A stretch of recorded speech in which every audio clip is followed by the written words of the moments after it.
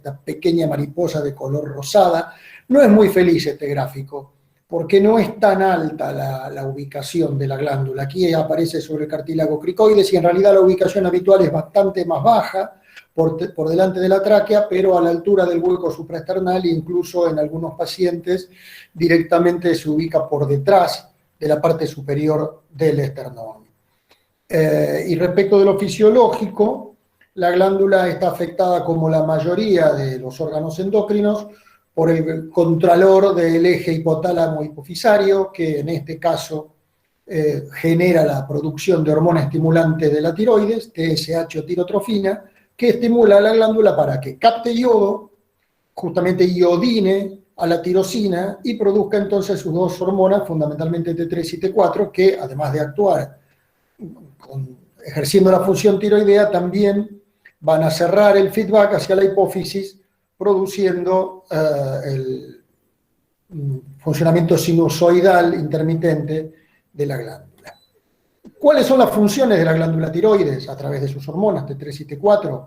Regulan la eficiencia de todos los procesos biológicos. La tiroides es el gran modulador de la eficiencia de nuestro organismo, ya que mantiene el metabolismo basal, actúa sobre las grasas, sobre todos los nutrientes, y cada célula de nuestro organismo es estimulada por las hormonas tiroideas para poder crecer y desarrollarse. Por lo tanto, piensen órgano por órgano todo lo que va a estar afectado.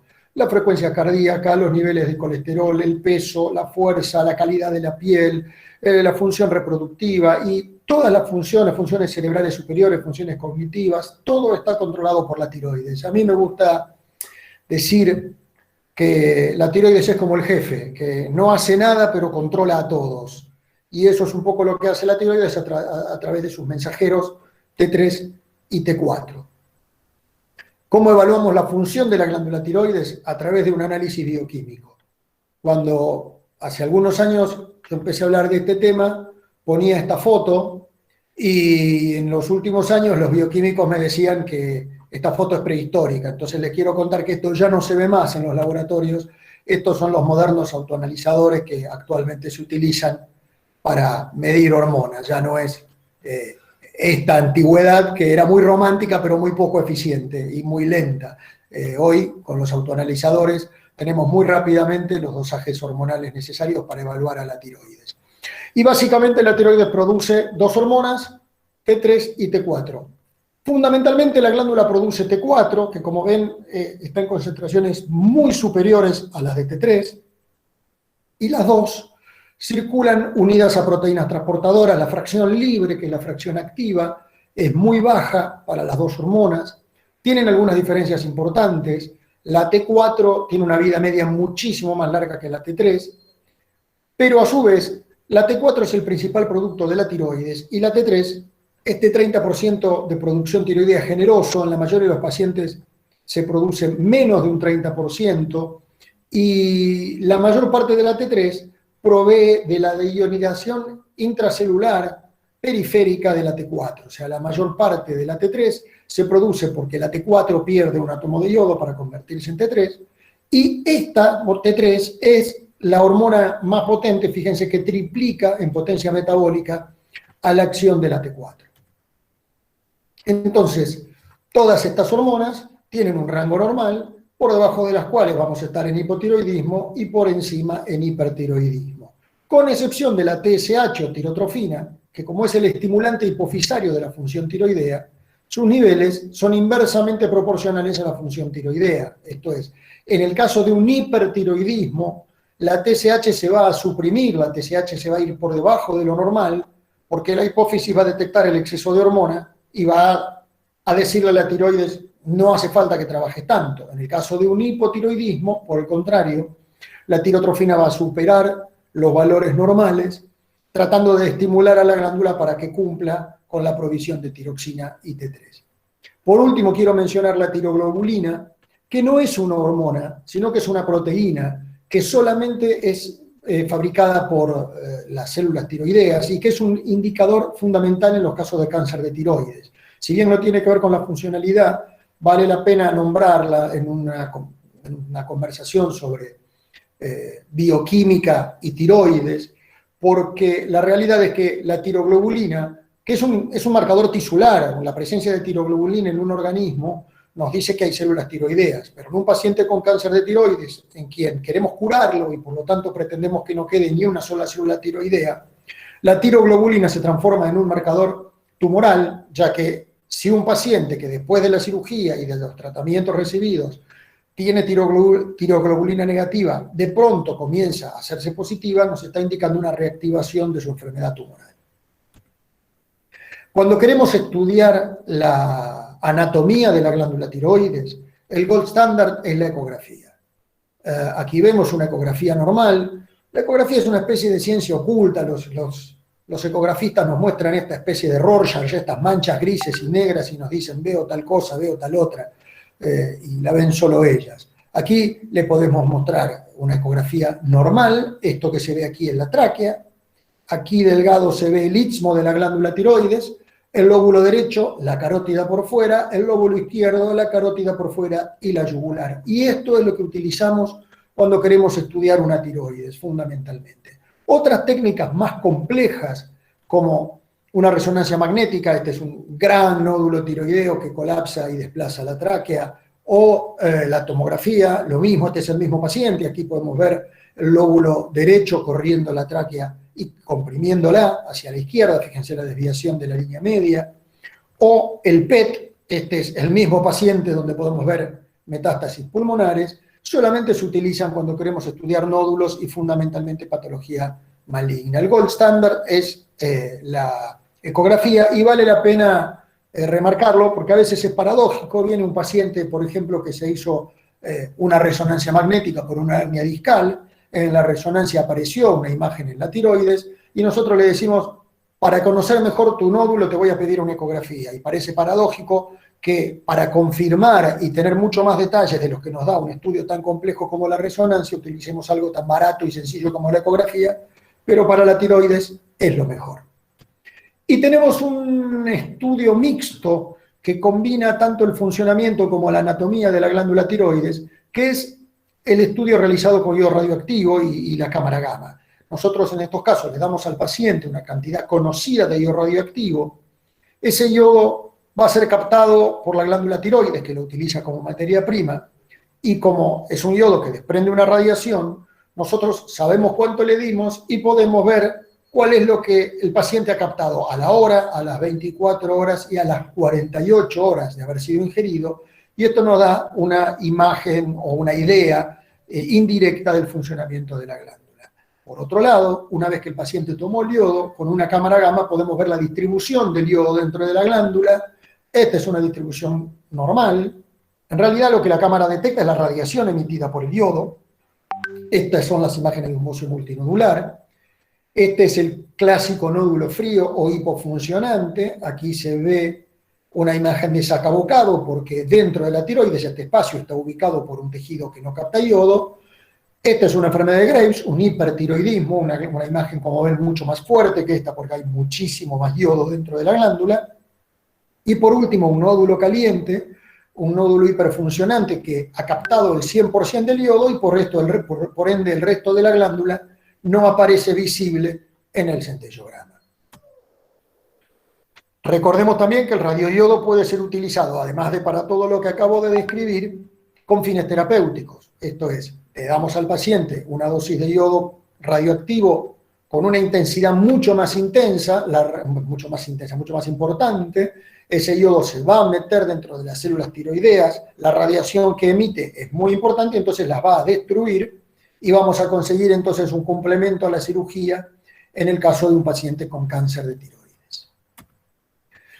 Cuando hablamos entonces de las enfermedades tiroideas, las podemos agrupar según su funcionamiento en hiper o hipotiroidismo y según su estructura en bocio, que significa glándula grande, un agrandamiento global, difuso de la glándula, o los nódulos tiroideos, que son lesiones focales, o bocio nodular, también es el nombre que recibe.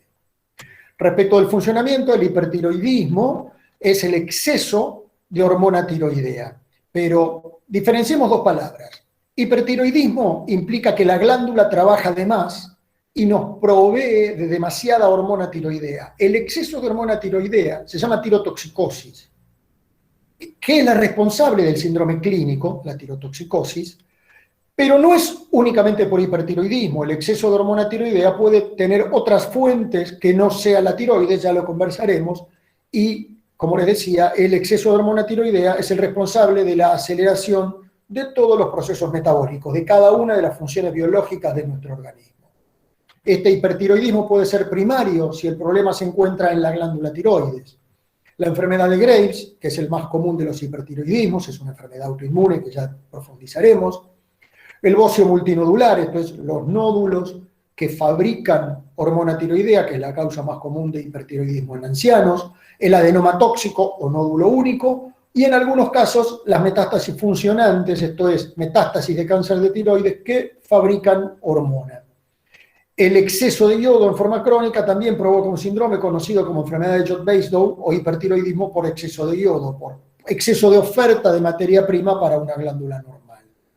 En tanto, en el hipertiroidismo secundario, el problema no está en la tiroides, sino que está en el eje hipotálamo-hipofisario, donde puede haber o un TSH-noma, un tumor que produce TSH, puede haber un síndrome de resistencia a las hormonas tiroideas, esto es, la hipófisis se hace resistente, no cierra el feedback y por lo tanto continúa fabricando tirotrofina y sobreestimula la tiroides. Y también tumores que provoquen un exceso de HCG. La HCG tiene dos cadenas, como la mayoría de las hormonas hipofisarias. La HCG tiene una subunidad beta y una subunidad alfa. La subunidad beta es exactamente la misma, perdón, la subunidad alfa es exactamente la misma que la de la TSH, y la subunidad beta, si bien es específica, es muy parecida en la gonadotrofina coriónica y en la TSH. Entonces, cuando hay un exceso de gonadotrofinas, esto puede ser confundido por el receptor de TSH y responder exageradamente y provocar un hiperfuncionamiento, que es el mismo mecanismo de la tirotoxicosis gestacional, que es una respuesta de la tiroides al exceso de, o no sé, hacia el exceso, pero a las altas cantidades de HCG del embarazo. Por último, como causas de tirotoxicosis sin hipertiroidismo, o sea, exceso de hormona tiroidea de una causa que no sea el hiperfuncionamiento de la glándula, puede ser o bien por destrucción de la glándula, que entonces libera las reservas de hormonas que tiene acumulada. Esto se lo vemos en el caso de radioterapia, del consumo de amiodarona o en la tiroiditis, que rompen la tiroides y liberan sus reservas, o la tirotoxicosis facticia, el exceso de ingesta de hormona tiroidea, muy frecuentemente con la fantasía de que va a ayudar al paciente a adelgazar y en realidad lo va a ayudar a tener una arritmia.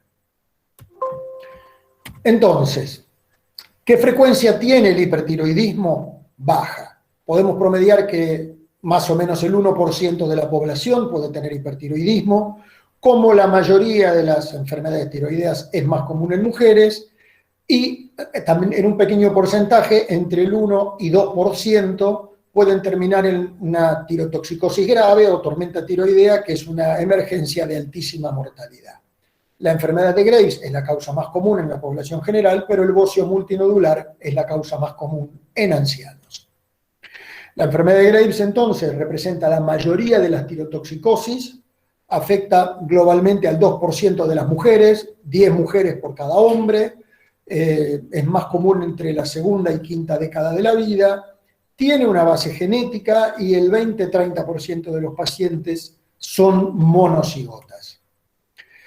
Tiene sobre esta base genética factores ambientales. Nosotros no heredamos la enfermedad de Graves, heredamos una predisposición a desarrollarla y sobre esto actúan desencadenantes ambientales, fundamentalmente el estrés, ingesta muy alta de yodo. En los casos de tabaquismo se asocia más frecuentemente con la oftalmopatía tiroidea y también es muy frecuente en el posparto. Y también hay presencia de factores inmunológicos, los antiguos TSI, inmunoglobulinas estimulantes de la tiroides, que hoy han cambiado su definición por anticuerpos liberadores de la tiroides, thyroid releasing antibody, están presentes en el 80% de los casos, en tanto los antiperoxidasa están presentes en el 15% y generalmente estos pacientes terminan evolucionando hacia el hipotiroidismo. ¿Cuál es el cuadro clínico? Es muy fácil. Aquí tenemos que pensar qué le va a pasar a cada uno de nuestros órganos si trabajan demasiado, si están muy acelerados.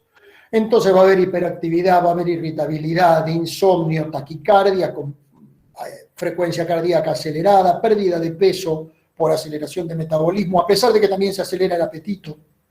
Y los pacientes comen mucho, diarrea, porque se acelera el intestino, las mujeres estreñidas normalmente dejan de sufrirlo, hay aumento de la sudoración, hay temblores, también podemos ver el agrandamiento de la glándula tiroidea, en muchos casos también podemos ver exoftalmos, los pacientes se van a quejar de cansancio, de palpitaciones, del aumento del apetito y también de la debilidad por el aumento de la actividad catabólica.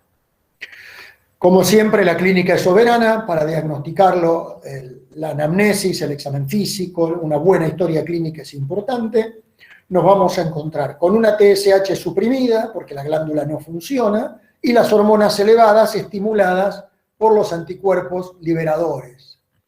En la ecografía podemos encontrar un bocio difuso, simétrico o no, o podemos encontrar un nódulo, y en este caso lo que vamos a tener es una enfermedad de Plummer, no una enfermedad de Graves. O sea, vamos a tener un hipertiroidismo provocado por un nódulo autónomo, con lo cual, en ese caso, deberíamos hacer un centellograma y captación para poder hacer el diagnóstico diferencial. El tratamiento del hipertiroidismo siempre en una primera instancia debe ser un tratamiento médico, para eso contamos con 2 tionamidas, el metilmercaptoimidazol y el propiltiuracilo. Si esto no funcionara, disponemos de yodo radioactivo y el plan C sería la cirugía. ¿Por qué tenemos plan B y plan C? Porque la efectividad de las tionamidas es baja. Si bien la tenemos que usar como primera línea de tratamiento, solo el 30 a 40% de los pacientes tienen remisión después de un tratamiento largo de 18 a 24 meses, o sea, después de 2 años. Y siempre la curación, la remisión, va de la mano de la reducción de los niveles de anticuerpos. Si no bajan los anticuerpos, el paciente tiene que mantener durante un tiempo prolongado el uso de las tionamidas. Antes pensábamos que teníamos un tiempo máximo de 2 a 3 años porque podían tener una toxicidad acumulativa. Hoy sabemos que las podemos usar a dosis bajas durante larguísimos años. Hay seguimientos publicados actualmente de hasta 17 años de pacientes controlados con dosis bajas de tionamidas porque como no consiguen negativizar anticuerpos, no pueden suspender el medicamento que frena a la tiroides y compensa a los anticuerpos. El tratamiento farmacológico debe o puede acompañarse en pacientes muy sintomáticos en las etapas iniciales hasta que conseguimos reducir los niveles hormonales de betabloqueantes, fundamentalmente propanolol, que lo que hace es bloquear la acción adrenérgica de las hormonas tiroideas y entonces generar confort en los pacientes porque disminuyen las palpitaciones, disminuyen la frecuencia cardíaca, la sudoración, los temblores. Los utilizamos en forma asociada en las etapas iniciales y a medida que los antitiroideos hacen efecto y los niveles hormonales disminuyen, también podemos ir retirando los beta bloqueadores.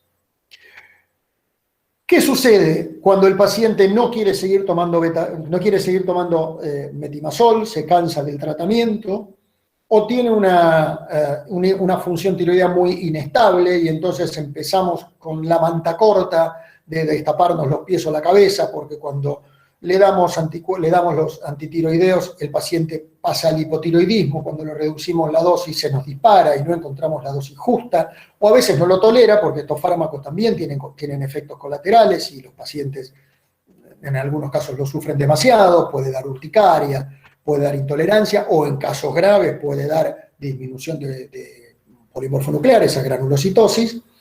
Utilizamos el plan B, que es el yodo radioactivo. Lo que tenemos que tener en cuenta es que para dar yodo radioactivo siempre tenemos que eutiroidizar al paciente, porque el yodo radioactivo es yodo. Y si bien en el corto o mediano plazo va a terminar produciendo hipotiroidismo, va a terminar controlando a la glándula, en una primera instancia nosotros tenemos una glándula que hiperfunciona y le hacemos una oferta alta de yodo, entonces corremos riesgo de desarrollar una crisis tirotóxica. Entonces debemos darle al paciente un tratamiento antitiroideo previo, a veces un tratamiento, una dosis no muy alta durante un mes, a veces una dosis alta en un tiempo corto, y con el paciente eutiroideo darle el yodo. Tener en cuenta que los pacientes con oftalmopatía activa la empeoran sensiblemente frente al uso de yodo, este es un punto importante y por lo tanto contraindica la presencia de oftalmopatía tiroidea el uso de yodo radioactivo. Durante mucho tiempo nosotros tratábamos de conseguir que el paciente quedara normal. Le dábamos una dosis de yodo tratando de quemar la cantidad de glándula suficiente como para que no hiperfuncionara, pero quedara con eutiroidismo. Y generalmente lo que conseguíamos era fracasar, quedarnos cortos, dejar al paciente todavía hipertiroideo y volver a requerir una dosis de yodo. Entonces, actualmente utilizamos dosis generosas. Le explicamos al paciente que frente al fracaso del metimazol o del propiltiuracil o frente al fracaso de los fármacos orales, no lo vamos a poder curar, entendiendo por curar dejarlo sin enfermedad. Y lo que vamos a hacer es cambiar una enfermedad complicada como el hipertiroidismo por una sencilla como el hipotiroidismo. Le damos una dosis alta y el paciente va a terminar a veces más rápido, a veces más tarde, con hipotiroidismo.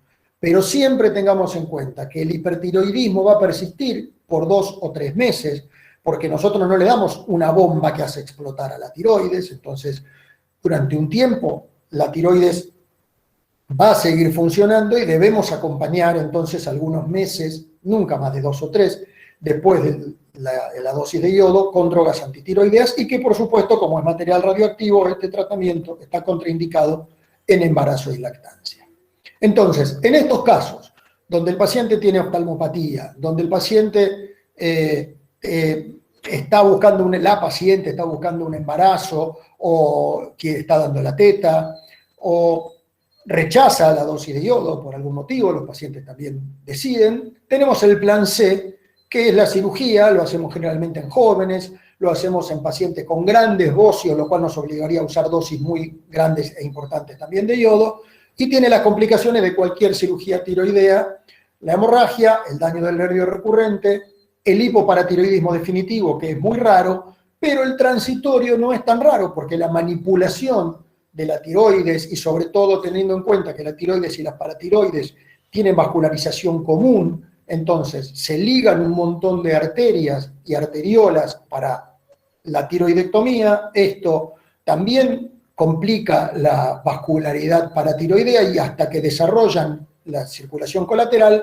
puede haber en un 25% de los casos una hipocalcemia transitoria, a tener en cuenta en los cuidados posoperatorios del paciente operado por cualquier causa de la tiroides. El hipotiroidismo es mucho más frecuente, es mucho más sencillo. Los endocrinólogos lo queremos mucho porque nos da poco trabajo y nos da de comer. El hipotiroidismo es lo contrario, es la hipofunción de la glándula, tiene una cantidad también importante de causas, pero en todos los casos se produce una insuficiencia de hormona tiroidea. Es especialmente frecuente en las áreas pobres en yodo, pero me quiero detener también un minuto aquí, porque si bien la Argentina tiene un área de bocio endémico, un área pobre en yodo, que es el norte de San Juan, La Rioja, toda la zona de la Puna, es zona donde, al no haber yodo en la tierra, ni la leche, ni los vegetales, ni las fuentes habituales de yodo lo contienen. Y frente a esto había una gran prevalencia de enfermedades tiroideas en toda esa zona. En el año 52 se dictó una ley que obliga a que la Argentina iode la sal. Entonces, está prohibida en la Argentina la comercialización de sal sin yodo. Toda la sal que nosotros consumimos, o cualquier alimento que contenga sal, porque a veces uno dice: yo no le pongo sal a la comida, pero compro galletitas, compro pan, compro queso, me como un embutido y todo eso tiene sal. Esa sal está suplementada con yodo. Por lo tanto, la población argentina en general es yodo suficiente, y entonces la causa más común es la tiroiditis crónica, la tiroiditis de Hashimoto, ya que nosotros somos yodo suficientes. Salvo alguna situación puntual de una tiroiditis transitoria, el hipotiroidismo es definitivo y el tratamiento de elección es la levotiroxina. La levotiroxina es el producto de la tiroides, o sea que lo que nosotros hacemos es reemplazar a la tiroides. Entonces, la tiroides se rompe y nosotros le decimos al paciente: no te preocupes, dejala rota, que esta pastillita va a hacer lo que debería hacer la glándula. Y por eso el tratamiento es definitivo, porque en ningún momento el tratamiento apunta a recomponer la función tiroidea, sino que la reemplaza. Y el objetivo es obtener niveles normales y tener mucho cuidado con la sobredosificación. Durante muchísimos años pensamos que no pasaba nada si nos pasábamos un poquito, Pero como la tiroides acelera todos los procesos biológicos, acelera el ritmo cardíaco, por lo tanto aumenta el riesgo de arritmias y el riesgo de infartos, y en las mujeres posmenopáusicas, que van a tener más tarde o temprano osteoporosis, el exceso de hormona tiroidea también acelera este proceso y por lo tanto está fuertemente ligado a un desarrollo temprano de osteoporosis. Entonces hay que ser cuidadoso y mantener niveles normales en las dosis de reemplazo de hormona tiroidea. Es mucho más frecuente el hipotiroidismo que el hipertiroidismo, está presente en el 3 a 5% de la población, pero esto es la población general, es cuanto más viejos nos ponemos, más hipotiroidismo vamos a encontrar. La tiene otra vez 10-1 en mujeres a hombres, pero fíjense que en ancianas supera el 15%. Un punto especial para el hipotiroidismo congénito. La hormona tiroidea es fundamental para la maduración del sistema nervioso central en los primeros 6 meses de vida. Y si un neonato tiene un hipotiroidismo no diagnosticado en los primeros 6 meses de vida, quedará con un retraso madurativo, un retraso psicomotriz definitivo, que se conoce como cretinismo, y por eso en la mayoría de los países del mundo, como el nuestro, a todos los neonatos se le pincha el talón, se le saca una gotita de sangre y se hace un screening de hipotiroidismo neonatal para que ninguno de estos, que son 1 cada 4.000, que tendrían un retraso mental si no los pudiéramos detectar, quede sin tratar y entonces podamos iniciar ya desde el nacimiento el tratamiento con levotiroxina en estos chicos.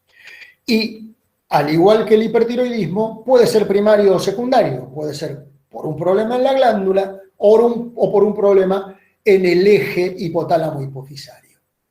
El hipotiroidismo primario por un problema en la glándula es muchísimo más frecuente, como decíamos, 1 a 3% de la población general, y se debe a la afectación de la glándula tiroides. En tanto, el hipotiroidismo central es muchísimo más raro y se debe a alguna alteración secundaria o terciaria, generalmente tumorales, infiltrativas o infecciosas.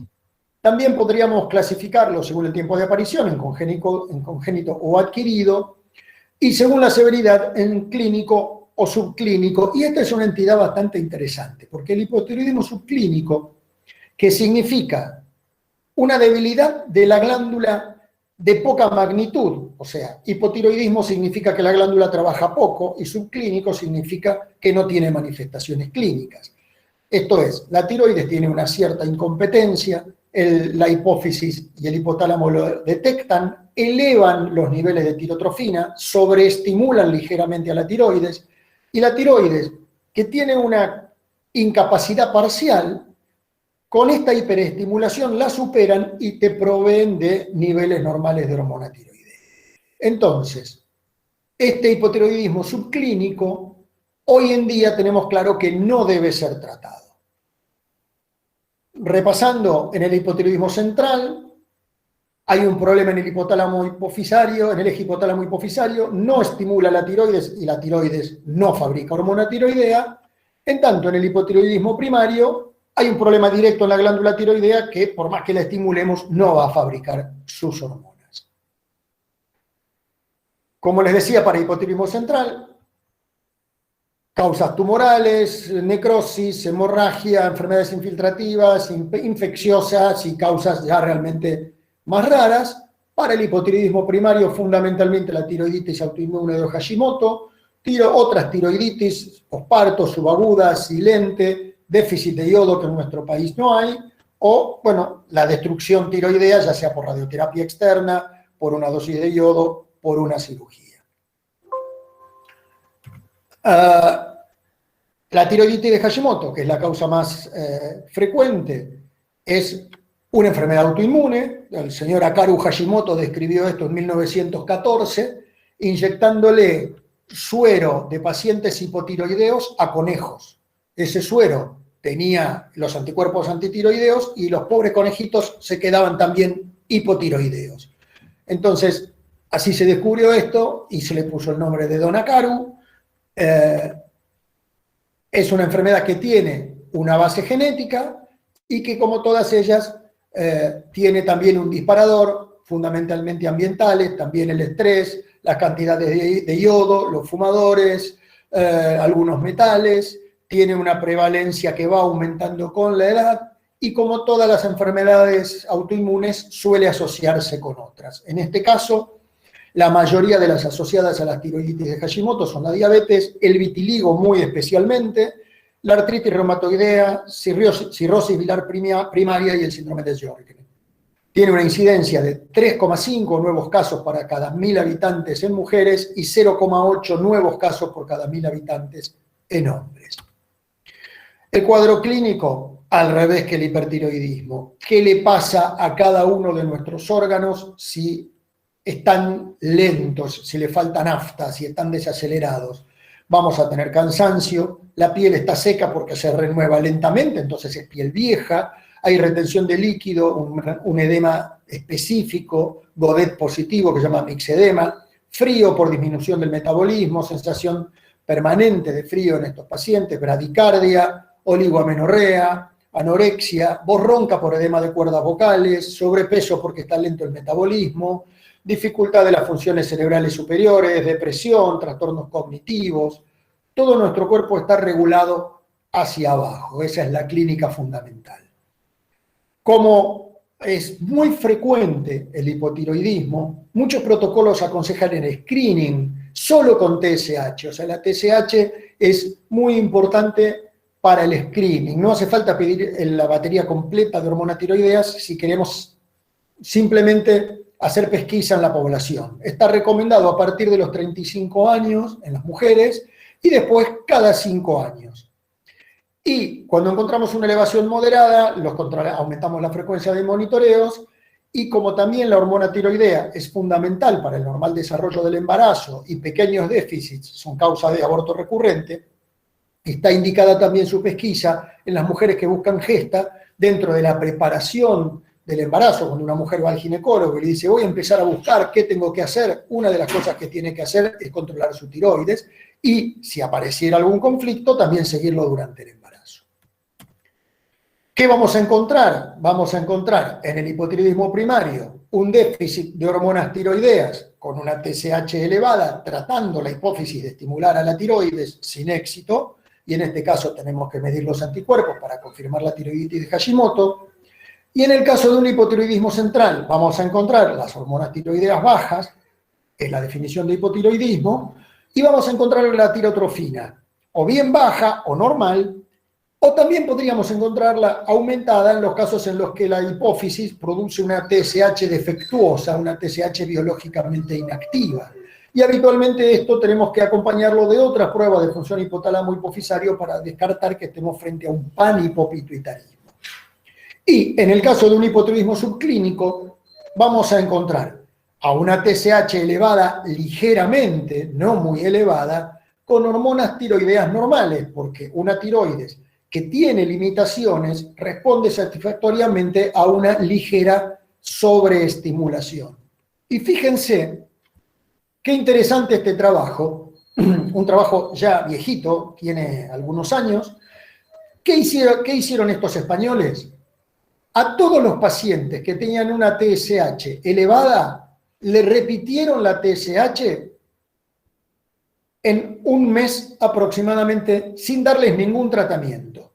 Entonces, cuando la TSH no estaba muy elevada, ellos usaban un valor de corte de 5. En la actualidad, con los ensayos que usamos en la Argentina, el valor de corte está en 4.2 del valor máximo. Pero bueno, en este estudio usaban un ensayo que daba 5.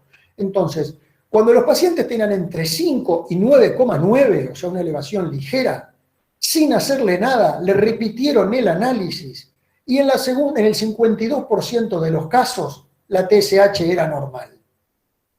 Cuando la elevación ya no era tan moderada, estaba entre 10 y 15, en el segundo análisis solo el 13% de los pacientes mostraba una TSH normal y cuando superaba 15, el porcentaje de pacientes que tenían un segundo análisis normal era realmente bajo. Pero esto nos deja la enseñanza de no apurarse a decirle que está enferma para toda la vida a una persona con una TSH ligeramente elevada. Por supuesto que hay controversias porque en estos pacientes con una TSH ligeramente elevada e hipotiroidismo subclínico por definición, Si tienen algunos síntomas, fundamentalmente cansancio y aumento de peso refractario a sus esfuerzos para no tenerlo, nos tenemos que plantear hasta dónde esto es subclínico. Si tiene clínica, no es subclínico, entonces esto tenemos que tenerlo en cuenta. Y también los mayores de 65 años, porque para ellos esto es normal. O sea, nosotros no podemos pretender que una tiroides de un señor de 70 años funcione igual que la de alguien de 18. Entonces tenemos que ser muy tolerantes con elevaciones de TSH moderadas en adultos mayores. ¿Qué vamos a hacer cuando decidimos tratar? Darle levotiroxina, que es lo que fabrica la tiroides. En una de las primeras diapositivas les decía, la tiroides fabrica fundamentalmente T4. Démosle T4. La T4 tiene una vida media de 7 días, o sea, es muy larga, salvo algún caso extraño de tiroiditis subaguda. El tratamiento es definitivo porque estamos reemplazando a la glándula, no reparándola, y el objetivo es devolverle al paciente el estado eutiroideo. O sea, tenemos que ir monitoreando los niveles hormonales hasta conseguir que se encuentren todas dentro del rango normal, con el consecuente disminución de tamaño de la tiroides y con la mejoría de los síntomas. Tenemos que tener en cuenta la edad, por la cuestión cardiológica, la presencia de enfermedad coronaria o la tendencia a desarrollar arritmias. Entonces, podemos utilizar una formulita para cómo empezar a darle hormona tiroidea a una persona. Bueno, a un adulto joven, a una persona sana, le podemos dar 1.6 microgramos por kilo de peso por día. Recordemos que la medicina no es una ciencia exacta y que estas fórmulas muchas veces no nos dan el valor que el paciente va a terminar tomando, pero nos orientan hacia cómo comenzar. En ancianos no usamos esta fórmula, empezamos con dosis bajas y vamos poco a poco aumentando hasta conseguir que el paciente esté eutiroideo. Los niños usan dosis mucho más altas, 2 a 4 microgramos por kilo, y muchísimo más aún en el hipotiroidismo congénito, de 10 a 15 microgramos por kilo por día. Se ponen en un biberón y se le da a los neonatos antes de los 6 meses de vida. Para el seguimiento utilizamos la TSH. Como les decía hace un rato, la vida media es muy larga. Entonces, si yo encuentro un paciente hipotiroideo, le empiezo a dar tiroxina, le mido análisis a los 10 o 15 días y los análisis no van a tener un cambio sustancial, el paciente me va a decir, doctor, lo que usted me está dando no me hace nada. Y en realidad es que no tuvo tiempo de hacerle. Los controles, conviene esperar 6 semanas para ir decidiendo los ajustes, ¿no? Entonces cada 6, 8 semanas se van midiendo niveles de TSH y se va ajustando hasta conseguir que la TSH se encuentre dentro del rango normal. Con eso le vamos a decir a nuestro paciente que hemos conseguido encontrar su dosis y a partir de ahí se controla anualmente. Y si bien no es el tema específico de esta charla, porque el tema de hoy tiene que ver con la correlación de la enfermedad y su laboratorio, no podemos dejar de decir algunas cosas sobre nódulo tiroideo por la altísima prevalencia que tiene. Entonces, solo algunos conceptos. Bocio significa glándula grande. Es muy común que se utilice para definir enfermedad tiroidea. Muchas veces el paciente nos cuenta que tiene antecedentes familiares de bocio y vaya uno a saber qué pasó en la familia de este paciente. Bocio significa glándula grande. Una de las entidades se llama bocio simple, que es como decirle a alguien que es narigón, que una parte de su cuerpo es grande y no tiene ninguna implicancia. Pero bueno, el bocio tiene un apellido, entonces puede ser un bocio tóxico si tiene hipertiroidismo, puede ser un bocio hipotiroideo, puede ser un bocio nodular. Bocio es glándula grande y nódulo es una lesión focal de la glándula, que es una bolita.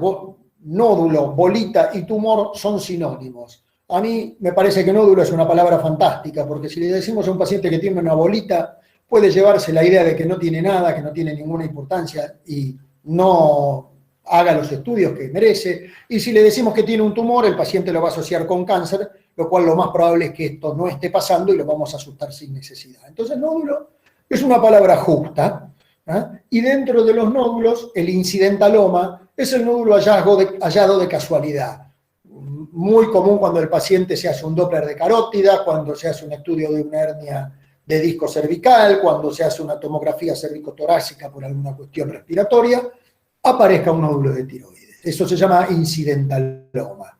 La mayoría son asintomáticos, entre el 4 y 7% de la población adulta tiene nódulos tiroideos palpables, pero hay distintos estudios ecográficos se encuentran entre el 20 y el 60% de la población con nódulos, depende de la población, de la edad de la población que estemos estudiando, y en biopsias hay hasta un 40%. Hay un patólogo salteño, que se llama Harach, que hizo un estudio muy interesante en Finlandia. Este colega vivió muchos años en Finlandia, y en Finlandia todo aquel que llegue muerto a una guardia, por lo que sea, en todos los países europeos en general, el que ingresa cadáver a una guardia por un accidente de tránsito, por un infarto, por lo que sea, y cuando llega al hospital está muerto, no se puede ir del hospital sin autopsia. Entonces el doctor Harach se dedicó a mirarle la tiroides a todas estas personas que llegaban a una guardia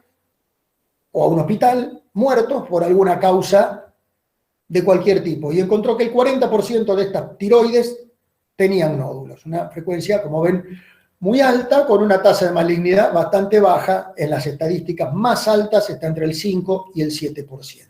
Entonces, así, aquí pueden ver en este gráfico cómo a medida que aumenta la edad, aumenta la frecuencia de nódulos tiroideos, y fíjense que esto es con ecografía y esto es con palpación. O sea, hay muchísimos nódulos pequeños que nosotros no podemos detectar, la ecografía las ve, pero nosotros revisando al paciente jamás los hubiéramos encontrado. Hay que tener en cuenta como factores de riesgo las áreas con déficit de yodo y los pacientes que han sido expuestos a radiación.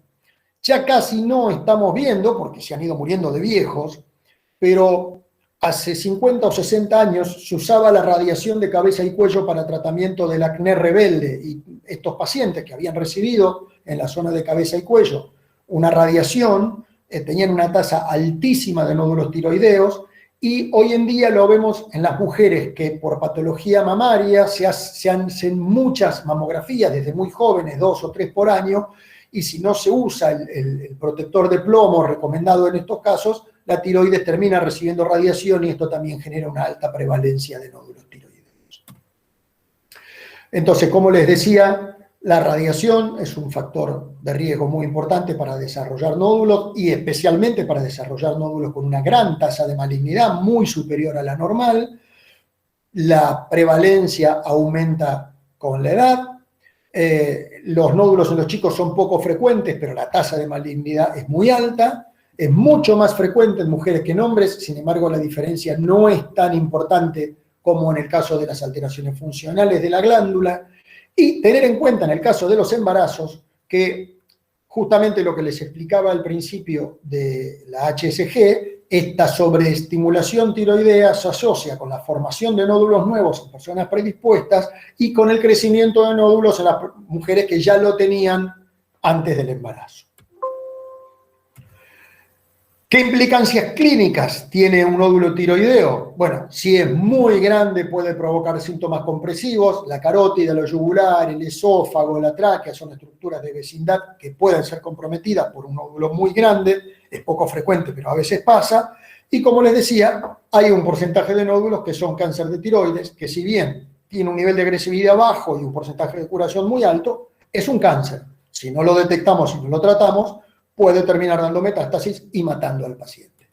Entonces, debido a la alta prevalencia que tiene, pero a la baja implicancia clínica, hay que encontrar una estrategia costo efectiva que nos permita detectar los nódulos sin sobrediagnosticar y sobre todo sin hacer un exceso de tratamiento, ya que a la mayoría de los nódulos lo único que necesitan es observación.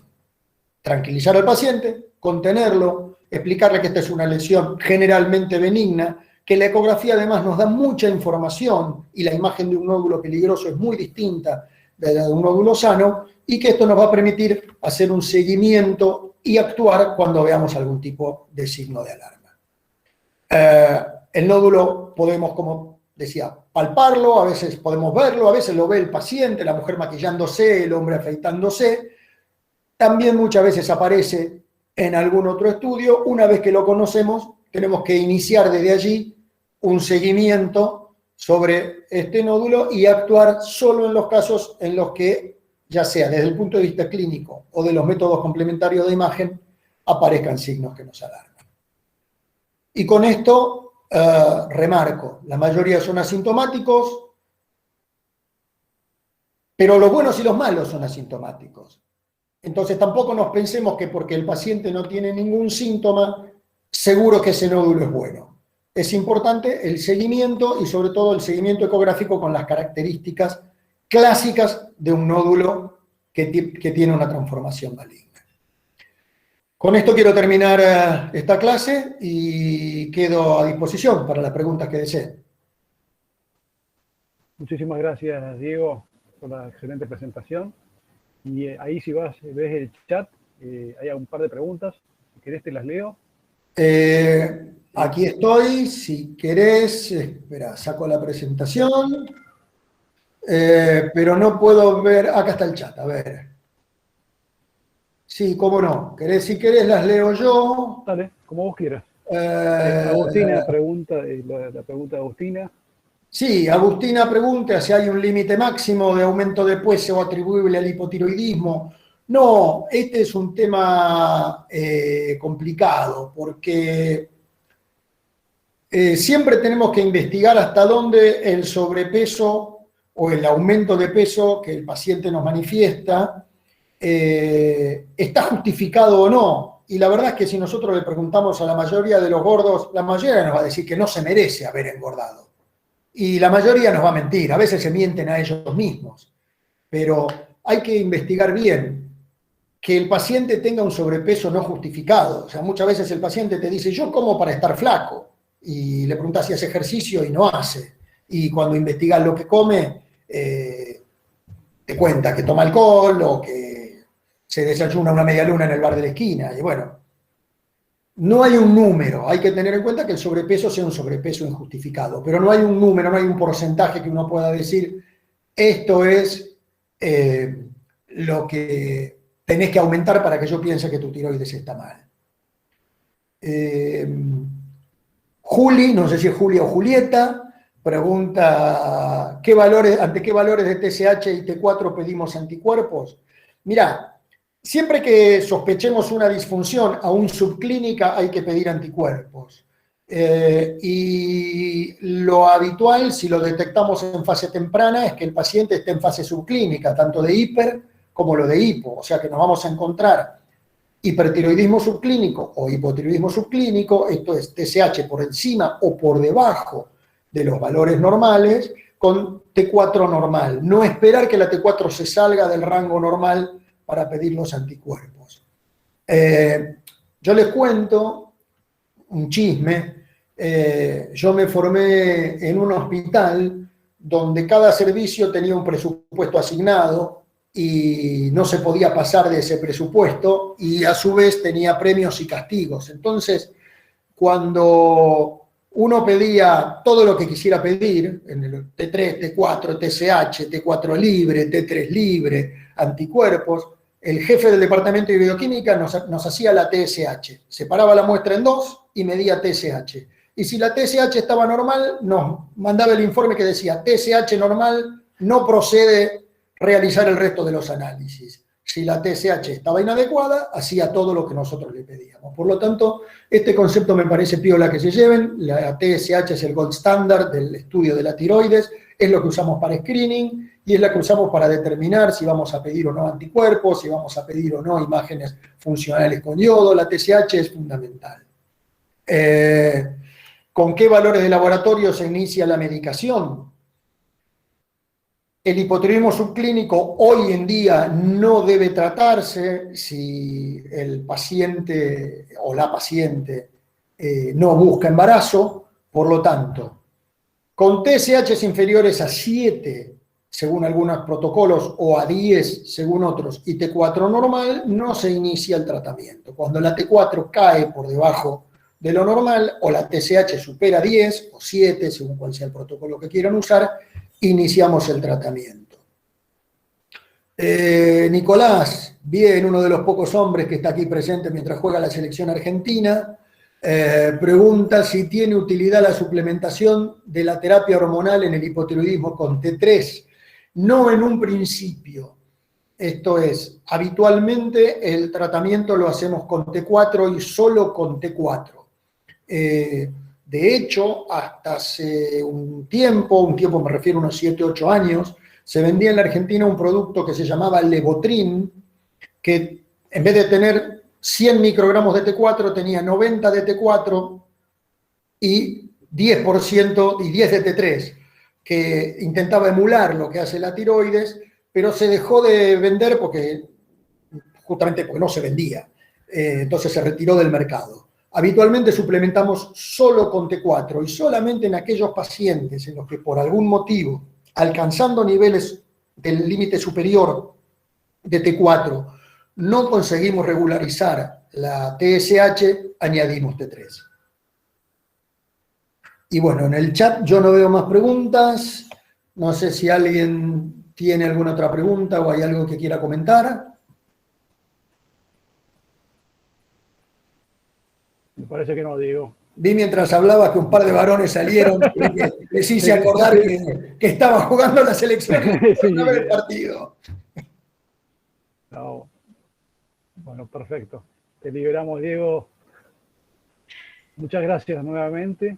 No, por favor. Continuamos con la próxima disertación. Gracias a ustedes, que tengan buenas noches. Muchas gracias. Buenas noches. Chao, hasta luego. Hasta luego. Agustina. Acá estoy. ¿Me escuchan?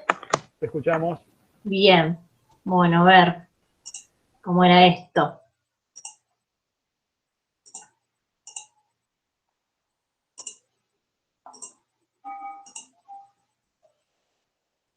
A ver.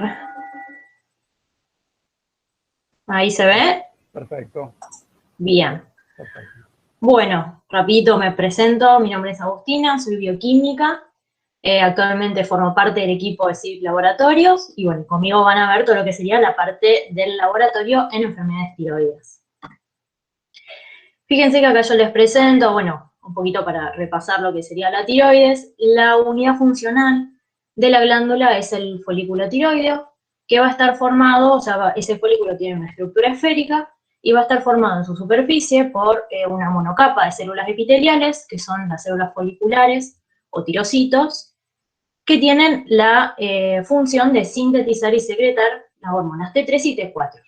En su interior vamos a encontrar el coloide, donde principalmente vamos a tener a la tiroglobulina, y a su vez también alrededor de esas células foliculares están las parafoliculares o células C, que son productoras de calcitonina y participan en la regulación del metabolismo fosfocálcico. Recuerden que la tiroides es la única glándula endocrina que almacena grandes cantidades de hormonas y se tiene un aspecto muy importante en lo que sería la homeostasis a nivel hormonal, porque le provee al organismo una protección contra la carencia de hormona en caso que la síntesis se encuentre interrumpida.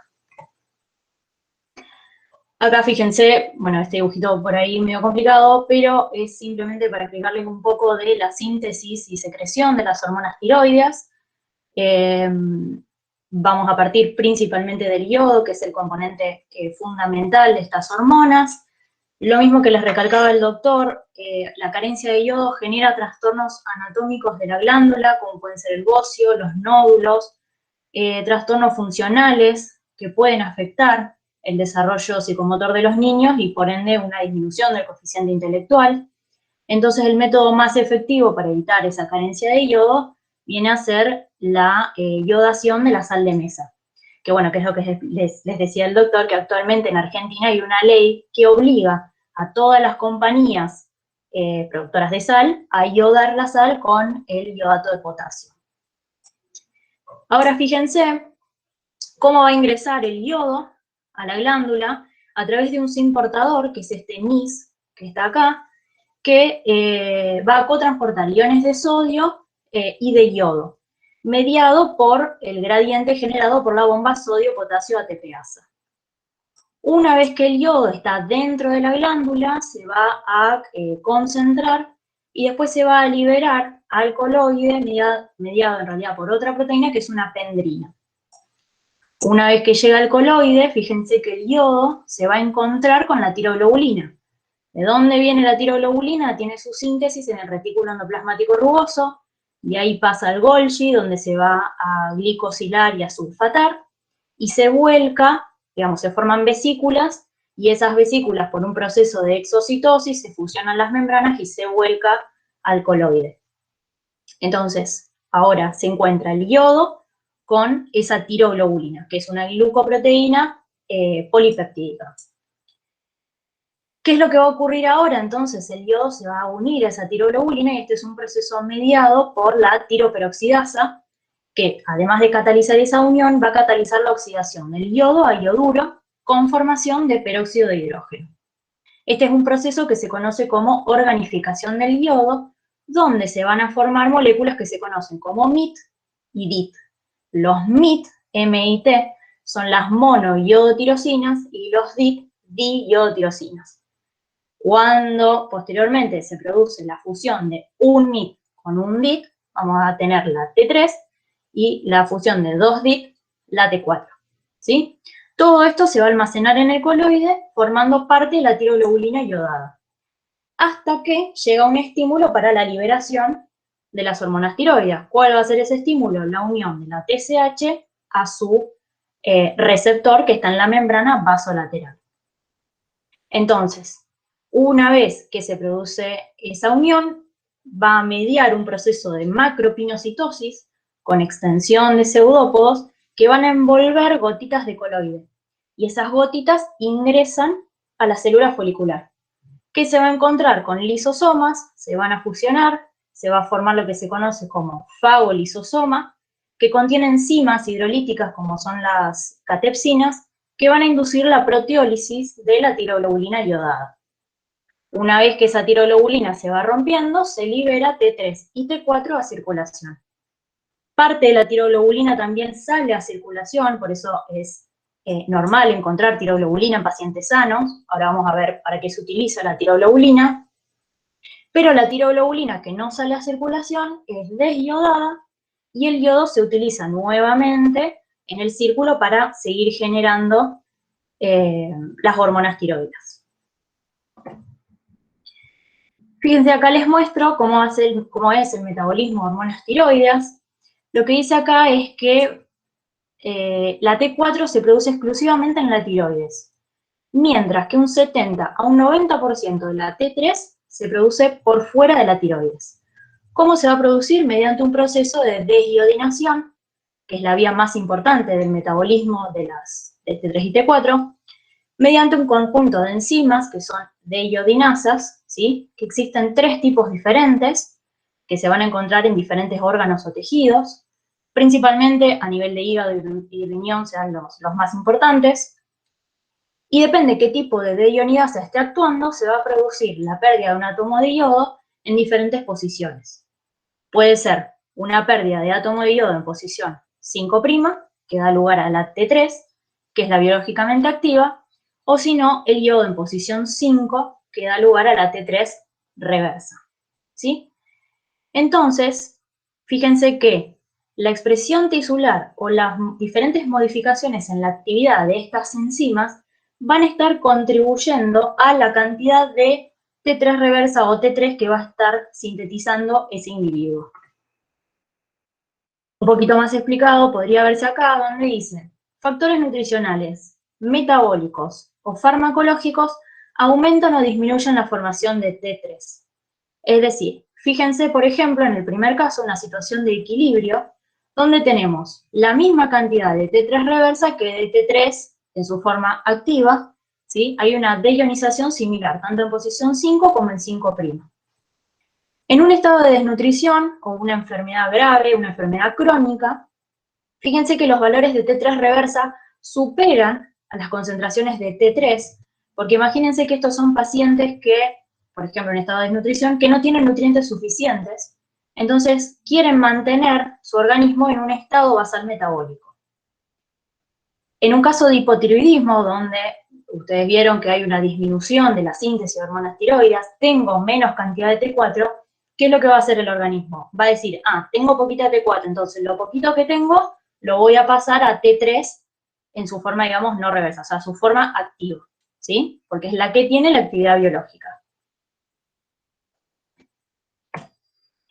Acá, bueno, un poco más de lo mismo, los efectos de las hormonas tiroides. Ejercen acciones en casi todos los sistemas y tejidos, participan en la morfogénesis, en el crecimiento, en la diferenciación tisular, regulan procesos metabólicos, como el consumo de oxígeno, la termogénesis y mineralización ósea, regulan tanto procesos anabólicos como catabólicos de los hidratos de carbono, lípidos y proteínas, y también están implicados en la maduración del sistema nervioso central.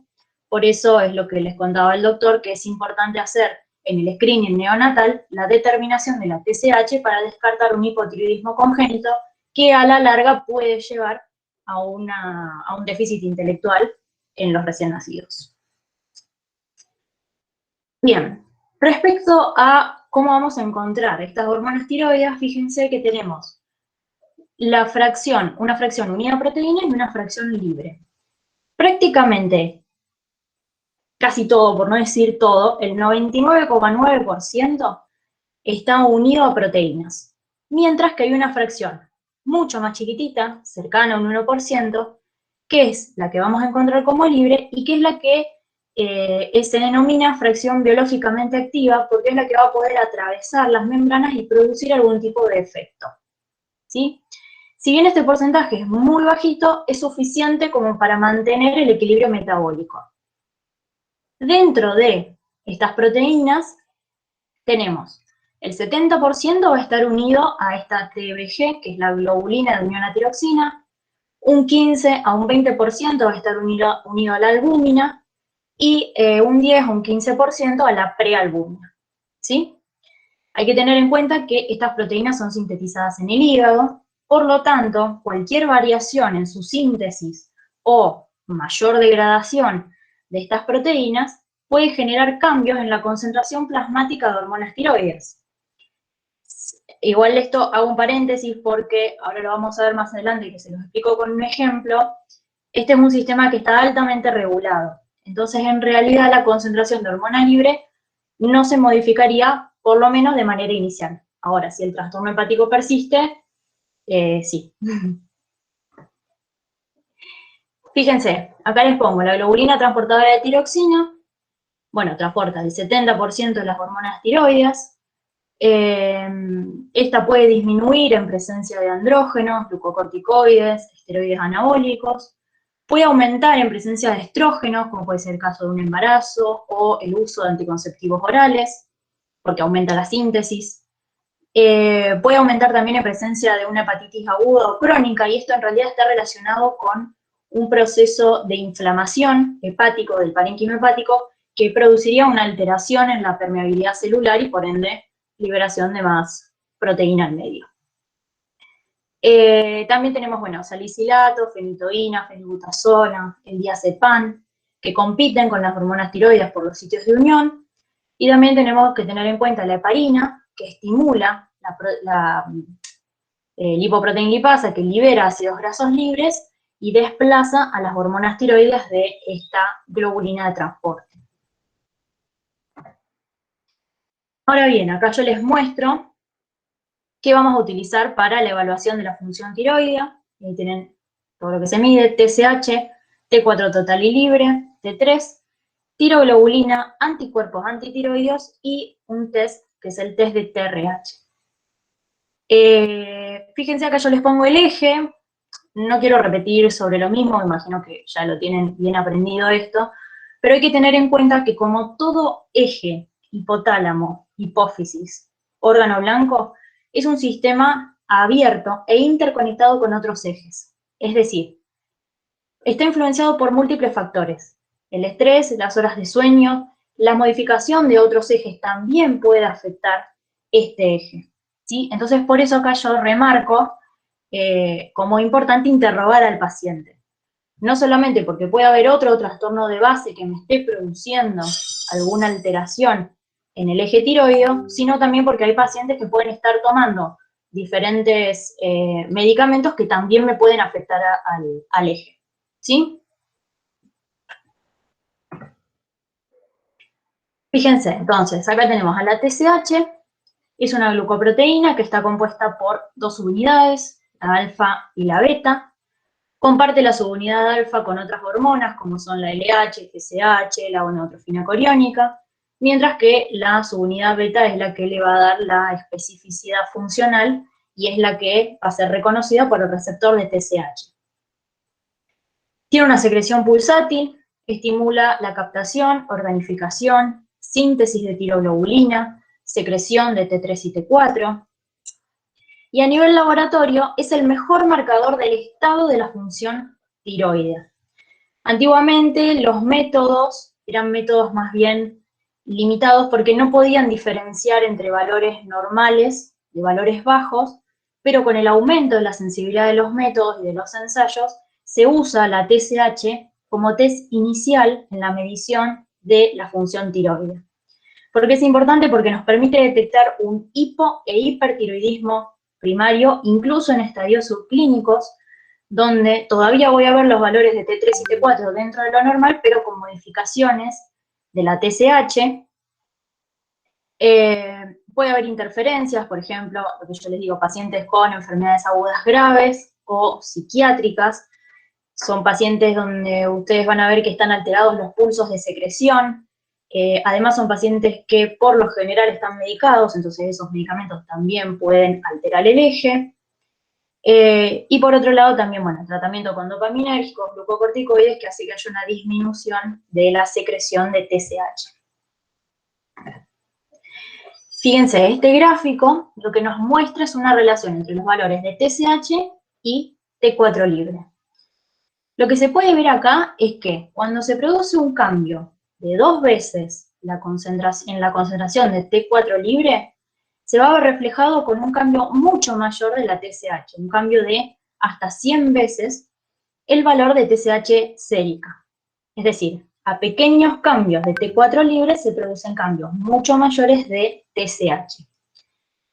Cuando se ve este gráfico se habla de una relación logarítmica lineal inversa o negativa. ¿Y qué quiere decir? Para ver si logro traducirlo un poco, que ante cualquier exceso o déficit de T4 libre, esto va a ser detectado por la hipófisis, ¿sí? Y va a provocar una respuesta amplificada de TSH, es decir, hasta 100 veces el valor, e inversa. O sea, si aumenta la T4, la TSH baja, y si baja la T4, la TSH aumenta. Esto explica por qué hay pacientes en ese estadio de hipo o hipertiroidismo subclínico donde tienen, digamos, prácticamente presentan muy pocos signos y síntomas de disfunción tiroidea, tienen valores de T3 y T4 dentro de lo normal, pero la TSH ya está un poquito movida, o está alta o está baja, ¿sí? ¿Qué otras cosas podemos medir? T4 total, T4 libre. T4 total va a ser entonces la T4 unidad proteínas más la T4 que no tengo unidad proteínas. En ambos casos nos permiten evaluar un hipo e hipertiroidismo. Los valores de referencia, yo se los puse ahí, pero bueno, obviamente varían ligeramente con cada metodología. T4 total puede aumentar en presencia de estrógenos, como es el caso de los anticonceptivos, el embarazo, y todo esto está relacionado con el aumento de la síntesis de la globulina transportadora de tiroxinas. T4 total disminuye en estados de hipoproteinemia por una disminución de la síntesis de proteínas transportadoras. Disminuye también en un trastorno hepático, también relacionado con alteración en la concentración de proteínas plasmáticas. En presencia de fármacos como el propiltiuracilo, que es un inhibidor de la tiroperoxidasa, es una de las enzimas que nombré antes, que es necesaria para la unión del yodo a la tiroglobulina. Y por otro lado, en presencia de T3, porque la T3 lo que va a hacer es un feedback negativo sobre la glándula. ¿Cuál es la importancia de esto? La T4 libre nos va a servir principalmente en casos donde, o en cuadros clínicos donde exista alteración de las concentraciones plasmáticas de proteínas. Fíjense que acá yo les marco que al modificarse la concentración plasmática de proteínas, por ejemplo, ante una disminución, lo que va a ocurrir es que de alguna manera el equilibrio se desplaza hacia la izquierda, es decir, la T4, que antes estaba unida a proteína, ahora como tengo menos proteína, voy a empezar a tener más cantidad de T4 libre, ¿sí? Pero como este es un eje que está altamente regulado, lo que va a ocurrir inicialmente es que esa T4 va a ejercer un efecto, una retroalimentación negativa sobre la glándula, va a dejar de sintetizar o de liberarse TSH, disminuye la síntesis de T4, haciendo que en realidad, si bien la concentración de proteínas baja, lo que va a disminuir es la T4 total, manteniendo la T4 libre en un valor normal, ¿sí? Recuerden que es la que tiene la actividad biológica. Entonces, nosotros queremos mantener esos valores de hormona libre, en lo posible, dentro de los valores normales.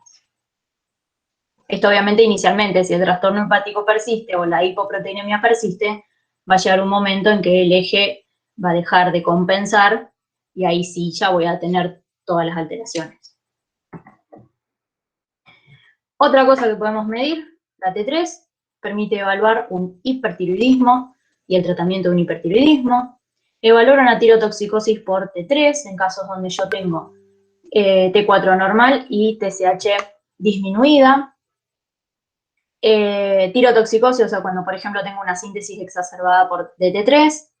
También puede evaluar una tirotoxicosis facticia, que quiere decir, por ejemplo, en los casos de ingesta por T3, ya sea por tratamientos voluntarios, como el hipotiroidismo, o tratamientos involuntarios, los que se usan para adelgazar, que en realidad lo que tienen son T3.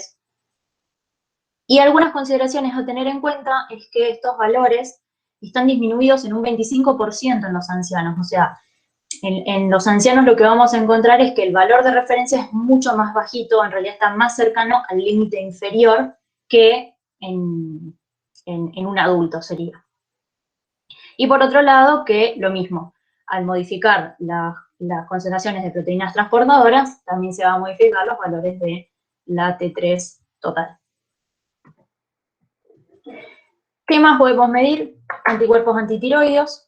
Estos anticuerpos antitiroideos tienen un valor predictivo alto de una disfunción autoinmune, incluso cuando tenemos valores de TSH basal dentro de lo normal. Dentro de los anticuerpos encontramos la antitiroperoxidasa y la antitiroglobulina, que están dentro del coloide, y anticuerpos antirreceptor de TSH, o los famosos TRAPS, que tienen la función de producir principalmente una estimulación sobre la glándula, ¿sí? Algo para tener en cuenta, hay un 7% de la población que tiene autoanticuerpos, pero en realidad no desarrollan patología. Lo que sí se ve, obviamente, es que hay un mayor riesgo de desarrollar a la larga esta enfermedad de tipo autoinmune. Acá, bueno, tenemos anticuerpos antitiroideos, antitiroperoxidasa y antitiroglobulina. Entonces son característicos de enfermedades tiroides autoinmunes, de mayor prevalencia en las mujeres, asociados al envejecimiento. Esto en realidad tiene que ver con características de las enfermedades autoinmunes. Recuerden que para que se produzca una enfermedad autoinmune, en realidad lo que ocurre es que hay una pérdida de los mecanismos de inducción de tolerancia, tanto central como periférica, a nivel de lo que sería el sistema inmune. Entonces, bueno, empezamos a reconocer antígenos propios como extraños y generar una respuesta contra estos. Lo que yo les decía, aparecen también en bajo porcentaje en individuos sanos y también están asociados con otras enfermedades de tipos autoinmunes, porque como toda enfermedad autoinmune, al haber una, seguramente haya otra concomitante, digamos. Bueno, acá les pongo entonces anticuerpos antitiroperoxidasa. Lo vemos en el 90% de los pacientes con una tiroiditis de Hashimoto, 70% de las enfermedades de Graves, un 12% de la población normal, que pueden tener un mayor riesgo de desarrollar un hipotiroidismo, ¿sí? También lo que se ve es que los anticuerpos antitiroperoxidasa positivos en el primer trimestre de embarazo son predictores de la tiroiditis posparto.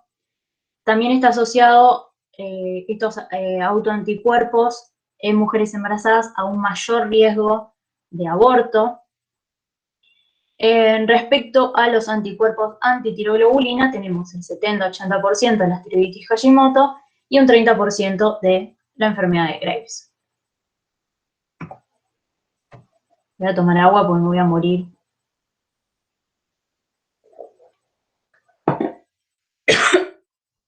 Bien, sigo. Tenemos después anticuerpos contra el receptor de TSH. Son un grupo heterogéneo de inmunoglobulinas que tienen afinidad por el receptor de TSH. Principalmente lo vamos a encontrar presente en la enfermedad de Graves. ¿Qué funciones tiene? Se ha visto que tienen funciones estimulantes, bloqueantes o neutros. Es controvertido cuál es el mecanismo y el dominio específico para cada uno, pero esta heterogeneidad en realidad, de estos anticuerpos circulantes puede o podría explicar que en un mismo individuo que presenta anticuerpos estimulantes o bloqueantes existe una remisión espontánea de la enfermedad de Graves, ¿sí? Acá tenemos la tiroglobulina, entonces también, bueno, la tiroglobulina es la glicoproteína, que es el principal componente del coloide. La secreción es dependiente de TSH, recuerden que algo de tiroglobulina sale a circulación junto con las hormonas tiroides.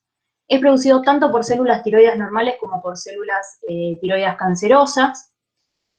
Se utiliza con frecuencia en el seguimiento postoperatorio del cáncer tiroides, es decir, en pacientes que han sufrido una tiroidectomía, esperamos encontrar, o sea, si se remueve correctamente la glándula, esperamos encontrar valores prácticamente no detectables o muy bajitos. Hay que tener en cuenta que la presencia de anticuerpos antitiroglobulina puede alterar los resultados en la determinación por formarse un inmunocomplejo, entonces no podríamos determinar correctamente la cantidad de tiroglobulina. Entonces en esos casos se recomienda medir anticuerpos antitiroglobulina y tiroglobulina, las dos cosas. Bueno, acá yo les pongo un algoritmo de cómo deberíamos arrancar a trabajar. Fíjense que lo primero que se va a medir es la TSH, que si está dentro de un rango normal, es un eutiroide y no se requieren otro tipo de pruebas.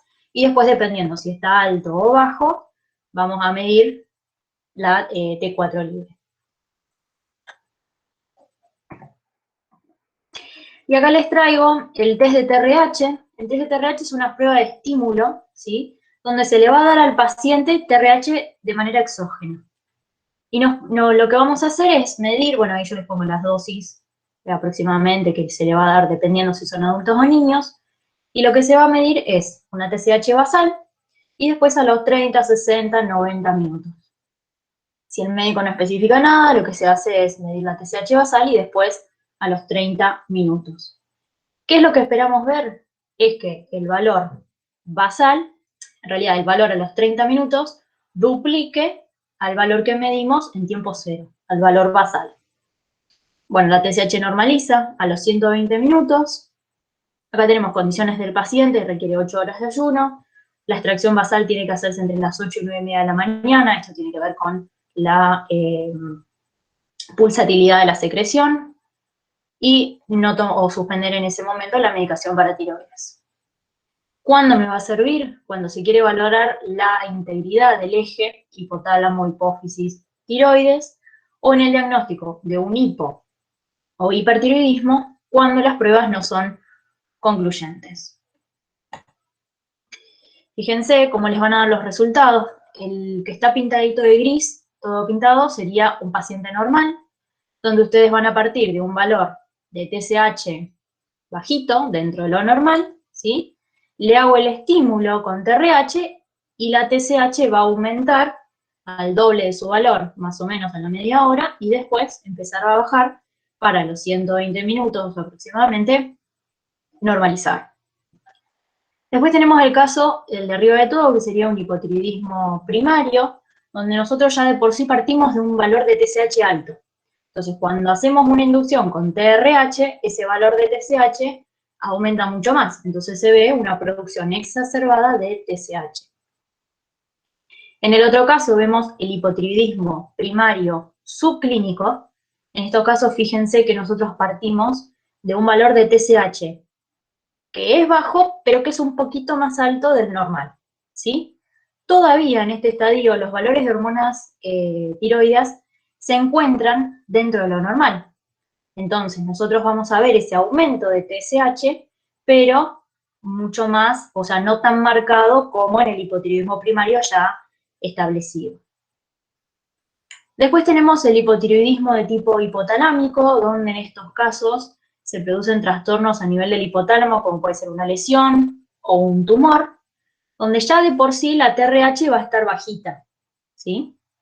Entonces, cuando nosotros le damos una TRH exógena, suplementamos esa falta de TRH que tiene nuestro cuerpo y nos da una idea de que, fíjense que la TSH va a aumentar, pero en este caso va a estar desplazada en el tiempo. O sea, va a haber una respuesta hipofisaria, pero desplazada. Mientras que en el hipotiroidismo hipofisario, acá directamente no tengo la hipófisis, o por algún trastorno, o por algún tumor, o por lo que sea, esa parte de la hipófisis no me funciona, entonces por más que yo esté estimulando la glándula, si no hay glándula, no veo respuesta. Entonces, de esa manera, fíjense que los valores de TSH van a estar planchados, no va a aumentar nunca. Y acá les traigo un caso clínico, como para cerrar. Este es bien típico. Fíjense que es una paciente femenina de 29 años que consulta por decaimiento y falta de aire. ¿Qué antecedentes tiene? Una tiroidectomía a los 14 años por un carcinoma papilar de tiroides y después le hacen una radioterapia. Le dan tratamiento sustitutivo con levotiroxina, el cual abandona arbitrariamente a los 2 años porque se siente bien. Después de varios meses presenta un marcado decaimiento, sueño, hinchazón, dolor de pecho, estreñimiento, trastornos menstruales, inapetencia, ganancia de peso, una intolerancia marcada al frío, y cuando le van a hacer un examen físico tiene algo bien característico: piel seca, áspera y gruesa. Cuando le hacen el laboratorio, fíjense que tiene valores de TSH altos, con T4 y T3 bajitos. Entonces este sería el ejemplo típico de un hipotiroidismo, en este caso un hipotiroidismo primario, ya establecido, ¿sí? Primario, ¿por qué? Porque no tengo la glándula, hice una tiroidectomía. Así que bueno, este sería el hipotiroidismo. Y eso es todo. A ver si puedo cerrar.